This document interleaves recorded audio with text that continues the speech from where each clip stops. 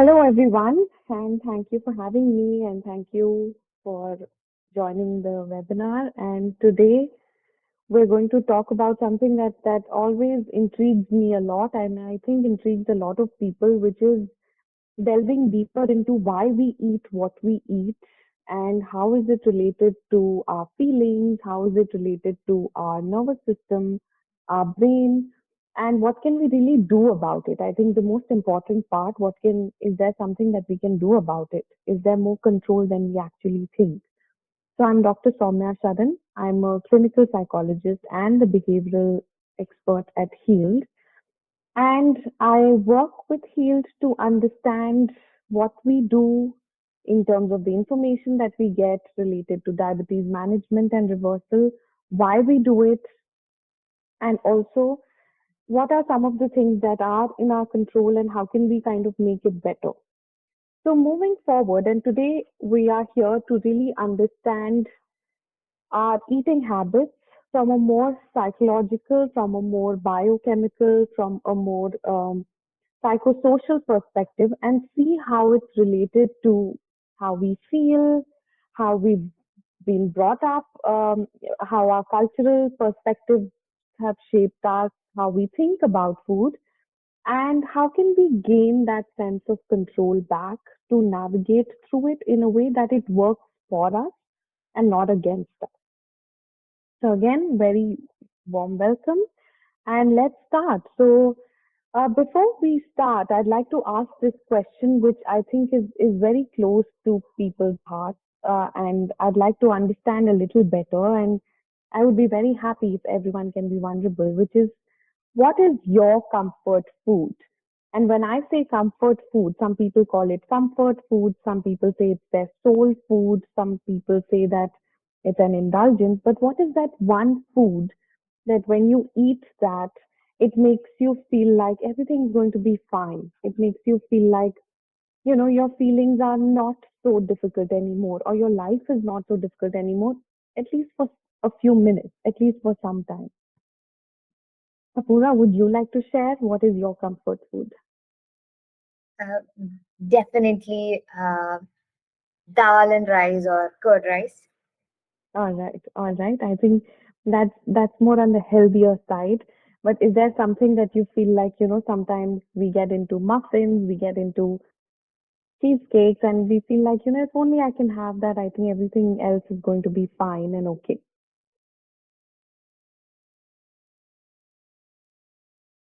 So Sometimes it's chocolate, right?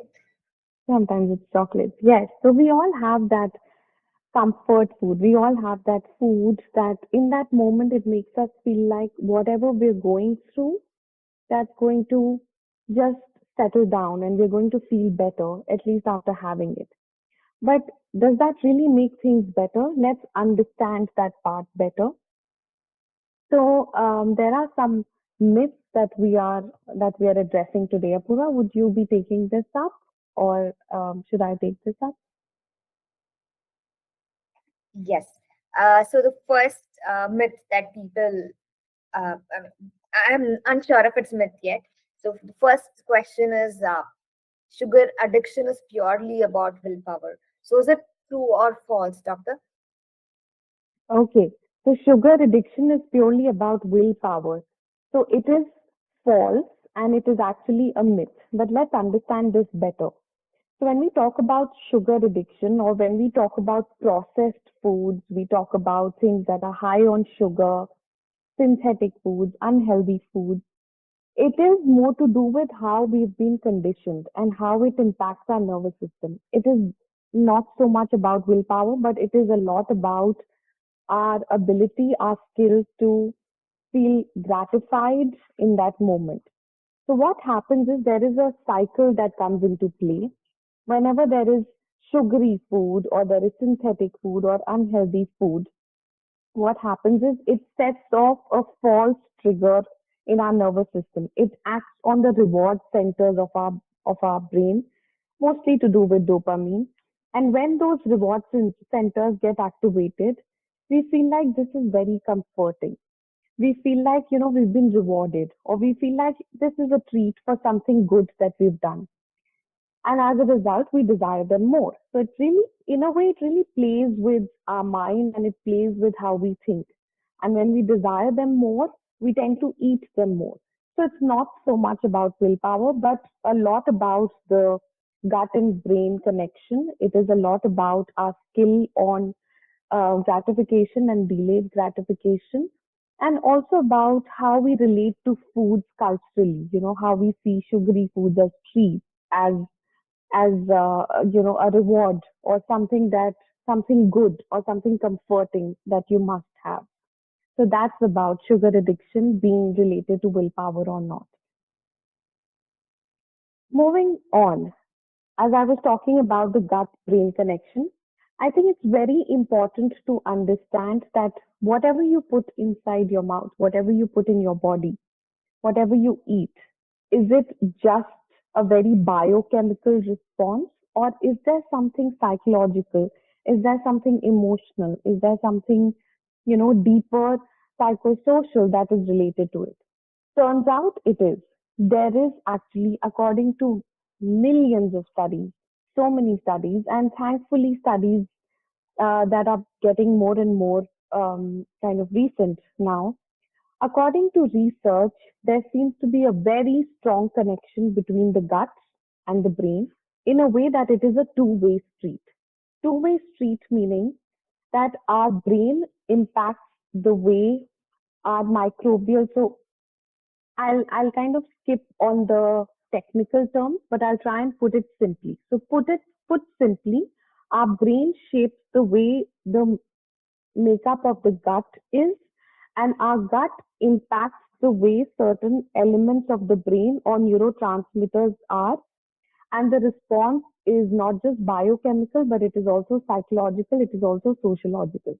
Again, put simply, some foods tend to have more impact on the reward centers of the brain, or some foods have more impact on the way we feel, and as a result, we tend to have them more. Some foods have lesser impact on the reward centers of the brain, and as a result, we tend to have them less, but it is to do with other healing effects. So this relationship is really impacted by the type of foods, by the type of medicines, by the type of things you put into your body. And it is very strongly connected with the reward centers in our brain. So it's really, again, put simply, the way we feel about food, the way we are culturally conditioned to respond to certain foods impacts the way we will choose certain foods and not others, especially during some emotional states like when we are stressed, when we are anxious, or when we are feeling scared, versus how we choose our food when we are not feeling these emotions, or the choices we make when we are more mindful, when we are more intentional about food. So there is actually a gut brain connection, and how we can use it to our advantage is where I come in and tell you that this is much more in your control than we all believe actually.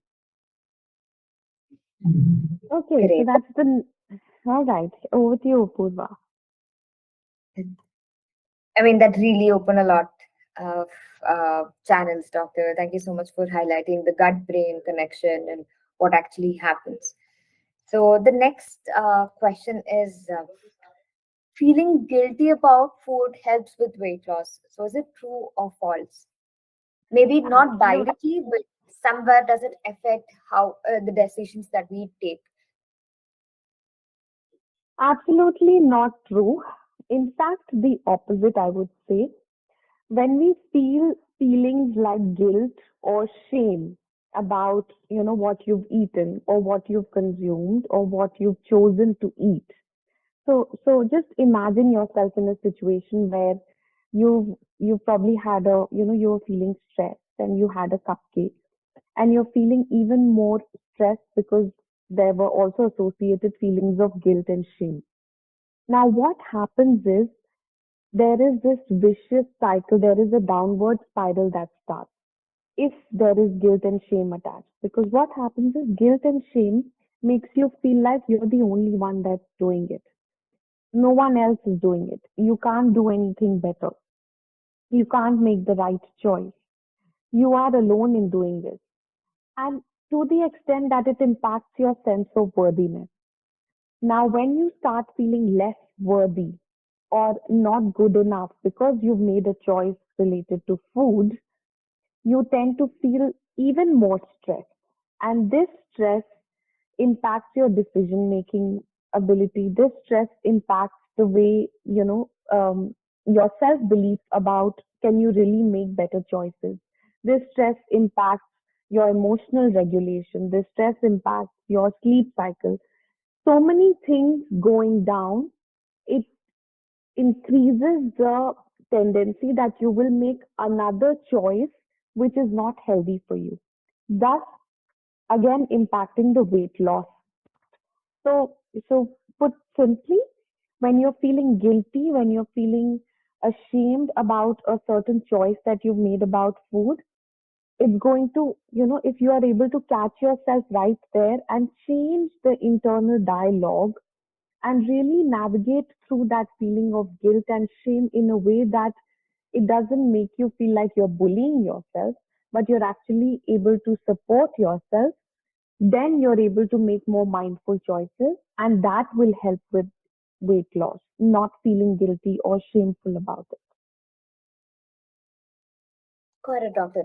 Just a continuation to whatever you've just highlighted. So sometimes when you feel guilty, right? So as an action, you try to do something that will sort it out, right? So how does that work? So is guilt always a negative feeling, or can guilt lead you to take actions, the right actions? Right, a very interesting question, Apurva. A lot of times, we're very quick to go get into this is a positive feeling and this is a negative feeling. I think it all depends on what is positive or what is not positive. Will always depend upon is it serving you or is it helpful for you or is it not helpful for you. So we all feel guilt. We all feel shame. It is a universal. These are all universal emotions. Now, as soon as you feel that, what happens is there is an internal dialogue that goes on in your mind. There is a voice that tells you. Now, how that voice talks to you will really determine the next choice you make. I'm not saying you get do away with guilt or you escape the guilt or guilt is not right. We all feel it. We need to accept and understand that we all go through it.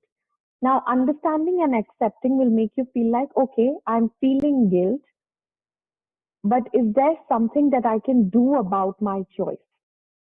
That will be determined by you giving yourself a compassionate space to hold on to or a very critical space. Now, if from guilt comes a critical space, then you're telling yourself you can't do anything right. Let it be. Even the next, it's not going to make a difference. Now just go down the spiral and let the next bite, next choice be whatever you want. And you end up eating whatever you want. But from guilt, you take a moment and you understand, well, yes, I made a choice and I'm not too happy about it. But, sometimes we all make choices we are not happy about. But does that mean the next choice can't be something that is intentional or mindful? No, it can be something that is more intentional and mindful, and you make a different choice. So, guilt essentially is not the problem. But what happens after guilt or how you take to guilt is really what will determine your next choice. Great explanation, doctor. I really like the way that you separated positive and negative so simply that anything that helps us in turn, especially feelings, anything that helps us will be positive, and anything that is not helping your body is a negative feeling. I think that's a great way of explaining it. Yes, doctor, over to you. All right, thanks, Apurva. All right, so moving on.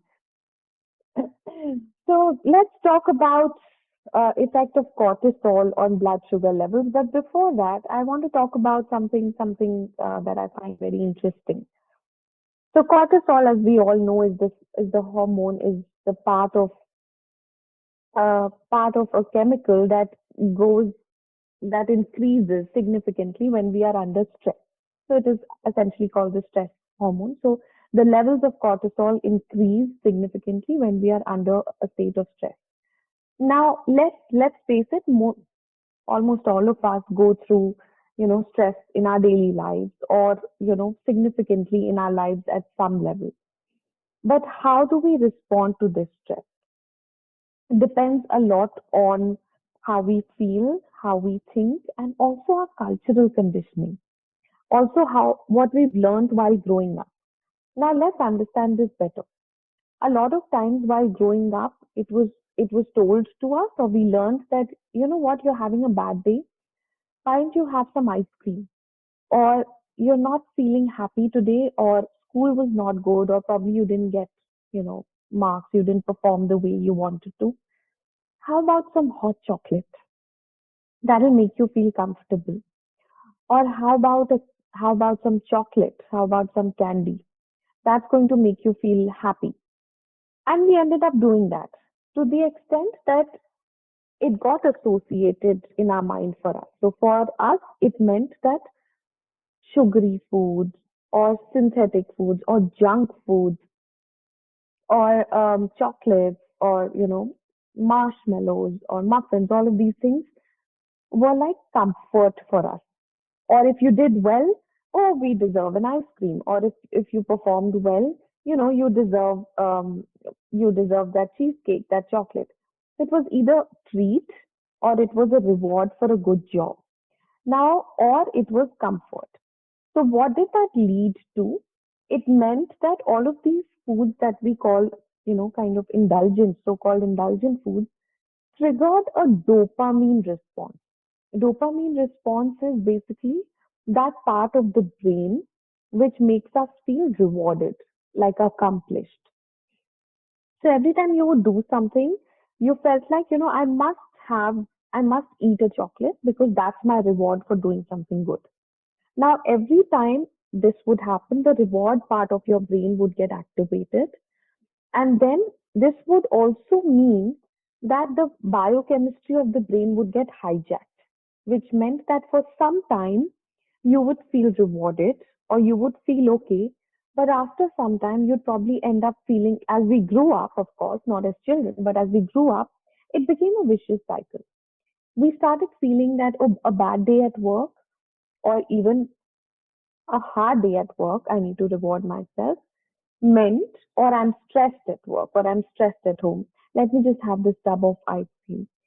Meant that you had that, you made that choice, you had that ice cream. For some time you felt okay, but then eventually it led to guilt and shame, which increased your stress levels. Increased stress levels meant increased cortisol levels. Now, what do high cortisol levels do? High cortisol levels raise your blood glucose. They disrupt your sleep cycle. They disrupt your decision making. They disrupt your ability to regulate emotions.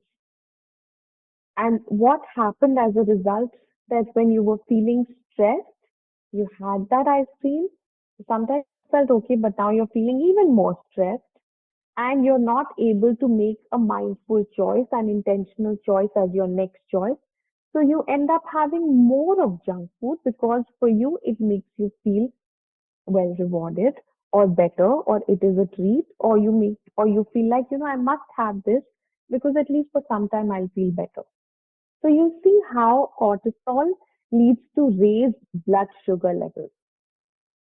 So we need to understand that when we are doing, when the motive of eating is not mindful but emotional, so when we're eating from a space of boredom or stress or anxiety or fear or accomplishment for that matter or reward, as we've been conditioned culturally. So it's not you. What I'm trying to say is not you. It's also how we've been brought up, um, and the generations before us being brought up. So it's really to understand that it leads to high glucose levels and it makes you less in a position to make an informed choice as your next one. So you're more likely to go down the spiral and be less closer to a choice that would make you feel healthier, or that would make you feel better, or that would actually be serving your gut, right? So it would lead to more of emotional eating, right? So before we get into this statement, I also want to cover what is the role of dopamine culture and trigger. So to understand why we eat, it can be simply put under mindful eating or emotional eating. Mindful is that you understand you're eating because you're nourishing yourself. It is fuel for your body, and you're very intentional about the elements that you put inside your body, and you understand how it's serving you, it's serving your gut, not just in terms of satisfying your hunger, but how is it going to make you feel later. But when it is about emotional eating, it is coming from a space of I want to eat because I want to make myself feel better, or I want to deal with this feeling. And that impacts a specific part of the brain, which gets into a vicious cycle. So it's very difficult to come out of it. And then, as a result, what happens is you're stuck in the cycle, and it's difficult for you to get closer to a clean microbial gut makeup that can actually have a healing effect on the person. So, again, it's not you, it's a lot of the culture. But knowing this, I think knowledge can be very powerful. Awareness can be very enlightening. If you are aware of this, the next time you're making a choice, I think you have more power than you realize. So over to you, Apurva. So this is really insightful, doctor. So ideally it's the food. I mean, once I'm stressed, I will end up eating junk, and because I'm stressed, the cortisol is already affecting my blood glucose levels. Now that I've had the junk food, that in turn is affecting my body again, because my gut isn't filled with good bacteria. So in turn, that is sending a bad signal to my brain saying that your mood is not going to get better. So there is no end to this. A very nice point that you've covered, that it's a vicious cycle, that it keeps on. It there is nothing. I mean, people only get into it and they can't get out of it. This is really nice, Mhm. doctor. So one question here, doctor. So mindful eating means people can never eat indulgent foods. So is it like that? No, actually not. So it's not about, mindful eating is to do with how present you are to the process of eating, and how intentional you are with the choices you're making. So it's not that I would have to sacrifice this, or I would just have, it'll be kind of a punishment. It's just going to get you into a better space of awareness. And when you are more aware of why am I eating this? Am I eating, or why am I eating altogether? Am I eating because I'm hungry, or am I eating because I'm bored, or I'm stressed, or I'm anxious, or I'm scared, or I just looks nice, whatever is there in front of me. So then you'll be able to make choices, whether indulgent or not, is something that you will have more control over. So it's not to do with, sacrifice or punishment or indulgence or reward. It's to do with you feeling more in control in terms of, is this a choice that I want to make right now? And is it stemming from an actual physiological need of being hungry? Or is it stemming from an emotional eating pattern? Because, well, to be very honest, food will never satisfy um, an emotional void within you. So if you're eating out of emotional, an emotional void, or if you're eating from a pattern of emotional eating, emotional hunger is not going to be satisfied with food. We need to delve deeper and understand where is it stemming from. So it's really not about, you can eat whatever you want, but you're going to be more mindful of when to eat, what to eat, how to eat, and you're not going to look at it in terms of I've been told this, but you're actually going to be more in touch with the signals of your body and then make choices as a result.